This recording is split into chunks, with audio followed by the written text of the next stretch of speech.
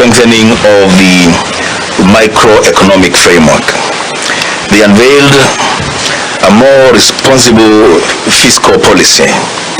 They unleashed the private sector to participate in investment, particularly in the productive sectors, and especially in infrastructure development and maintenance.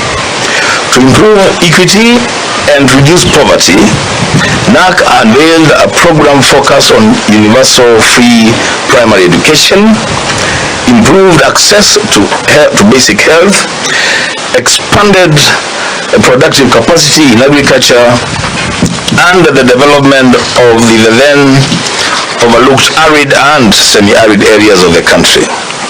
The Rainbow Coalition further focused on upgrading the living conditions of urban dwellers through the slum upgrading program.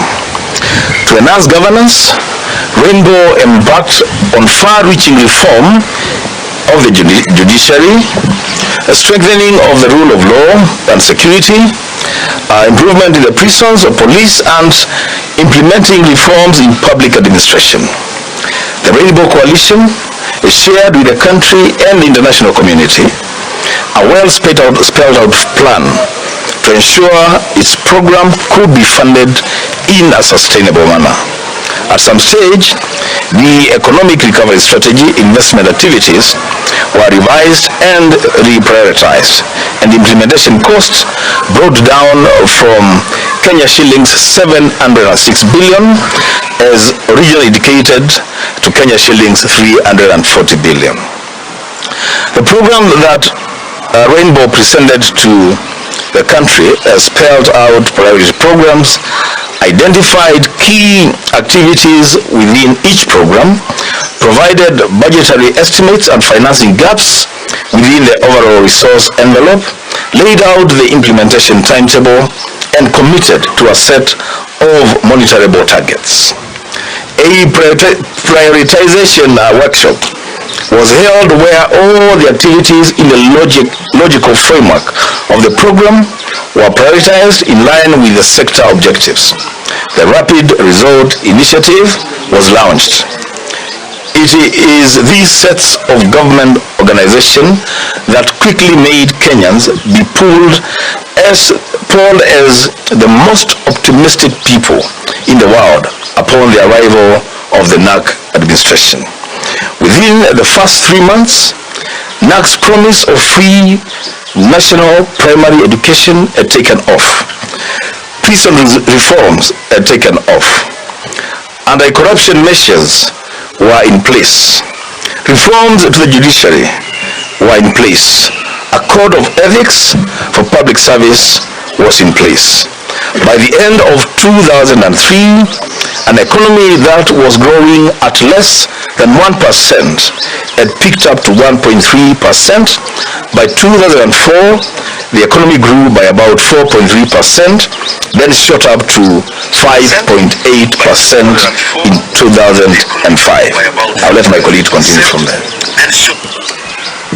Thank you.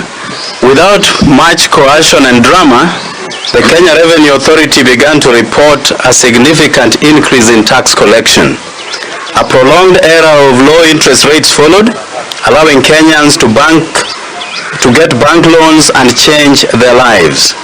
For the cabinet, former President Kibaki assembled an impressive team of reformers who had the ability to turn around the economy and the institutions that had suffered as a result of neglect and corruption.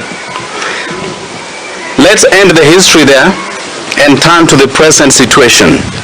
There is no doubt the economy is in bad shape, but there is also no doubt that it is not worse than what the Rainbow Coalition inherited in 2002 and turned around in a matter of months.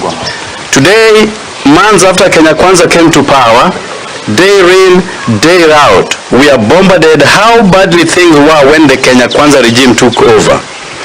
William Ruto never tires of telling us how President Uhuru Kenyatta ruined the economy and ruined the country. It does not seem to matter that Ruto was deputy president that entire period. it doesn't seem to occur to him that he found the State House budget pegged at 4 billion shillings, which he increased to 9 billion shillings ostensibly for tea and mandazi. He has introduced offices hitherto unheard of in public service, including prayer warriors called intercessors, office of the first daughter, and office of the spouse of the Prime Cabinet Secretary. Rigathi Gachagua keeps threatening to name officials in Uhuru Kenyatta's government who looted the country. After campaigning on a promise that they would stop the borrowing spree, the Ruto regime is on even a worse borrowing spree. Last Saturday, it was reported that Ruto is seeking 7.6 billion in loans from 76.6 billion in loans from foreign banks. Kenya's public debt hit 9.145 trillion in December, against the allowed limit of 10 trillion shillings, leaving President Ruto's administration with little room to borrow. The shilling is officially exchanging at all-time low of about 127 shillings to the dollar, translating to over 24% depreciation since March 2020.